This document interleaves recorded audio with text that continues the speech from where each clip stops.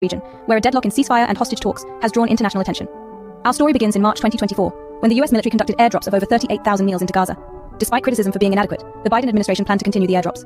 Meanwhile, talks of a ceasefire progressed as a Hamas delegation arrived in Cairo with a potential 6-week ceasefire pending Hamas's release of vulnerable hostages. In April, Israel's military recovered the body of a 47-year-old farmer held hostage in Gaza by Islamic Jihad militants. Pressure mounted on Israel's government to secure a deal as international condemnation followed Israeli airstrikes killing humanitarian workers. The humanitarian situation in Gaza worsened, with a looming famine and severe food shortages. Efforts to negotiate a temporary truce in Gaza intensified as the territory faced imminent famine. Hamas proposed a 6-week ceasefire, increased aid, and a captive exchange.